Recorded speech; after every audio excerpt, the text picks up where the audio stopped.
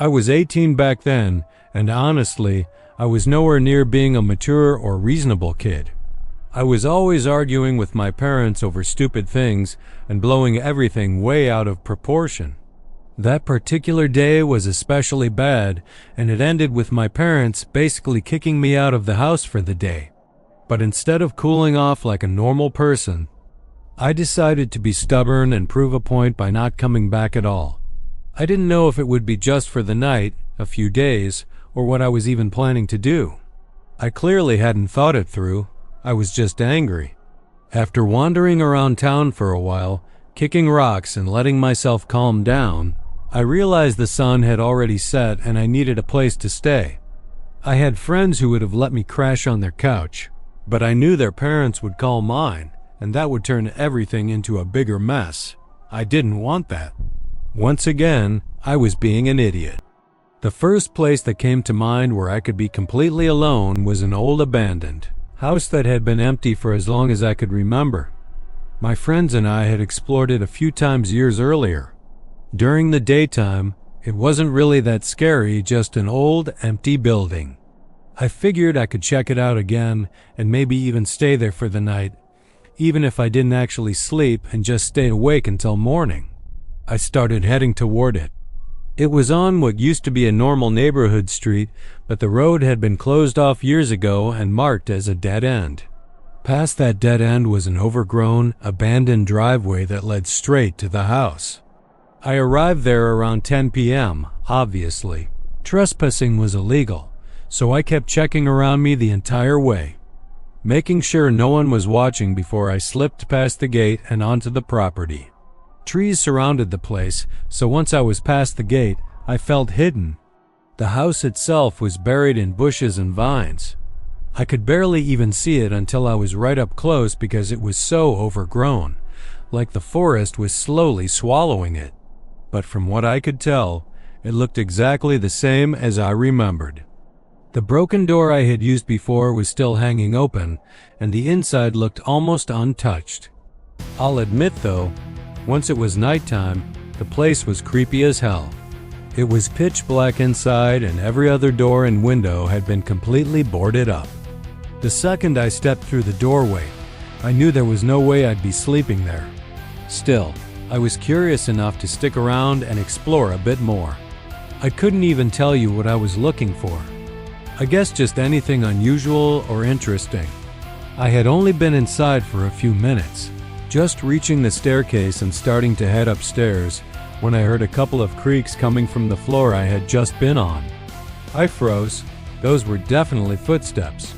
After a short, tense pause, I heard a door open somewhere on the side of the house near the entrance I had come through. A shiver ran through my entire body. Whoever was down there was right next to my only way out, and I stood halfway up the stairs, completely frozen, waiting to see what would happen. Part of me hoped this person didn't know I was there and would just go back into whatever room they came from, so I could slip out quietly. But what was even more unsettling than hearing someone move around was the fact that I didn't hear them move at all.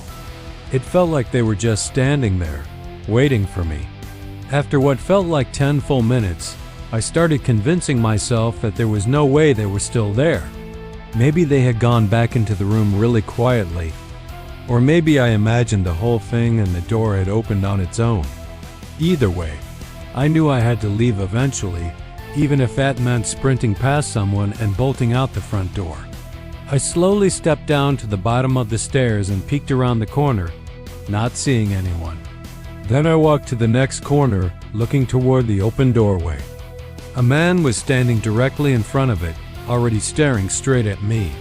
Before I could even react, he told me to stop right where I was. It was dark, but I could tell he wasn't wearing normal clothes. He had on a uniform, and I immediately assumed he was a cop. "You shouldn't be here, kid. What are you doing out here?" His voice was deep, but there was a slight slur to it. Nervously, I apologized and said I would leave right away. He just stood there for a moment, like he was thinking about my answer before taking a step closer to me. "Did you come here alone?" The way he said that sent chills down my spine. Now that he was closer, His uniform looked wrong. Shadows covered his entire body, including his face, but I could still tell something about it wasn't right. The fabric looked worn and loose. He was tall and thin, and the uniform didn't seem to fit him properly, like it was too big or didn't belong to him.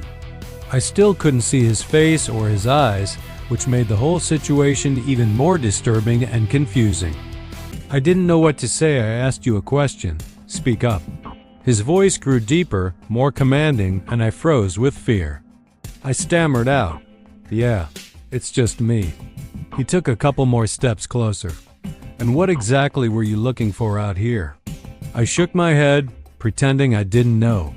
After a moment, I saw the faint movement of his face in the darkness, what I think was a smile. Then he turned and walked toward the room I had heard him come out of. It was completely pitch black inside. He moved right up to it and leaned against the doorframe. "Come here," he said, in a voice that was half friendly, half terrifying. I stayed completely frozen. He straightened a little, pushing the door even wider, and repeated his invitation to come closer. Every instinct in me screamed that this wasn't a cop, not a real one. And now that he was beside the room, he wasn't blocking the exit anymore. He was still just a few feet from it, and I decided I had to take my shot. I sprinted straight for the door. As I ran past him, I felt his hand grab the collar of my shirt, choking me for a split second before he lost his grip and I slipped free. I ran non-stop through the woods and across town until I finally made it home. When I got there, I saw a police car in the driveway. My parents had called the police, worried after I hadn't come home by dark and hadn't contacted any of my friends. I was still so shocked and terrified by what had just happened that I didn't say a word. I was also too scared to tell the officers that I had broken into the abandoned house and may have run from someone I suspected wasn't really a cop. The fact that those officers never asked me a single question about the vacant house should have been a clear sign that the man I encountered wasn't real. If he had been, every officer in the area would have been notified and given a description of me.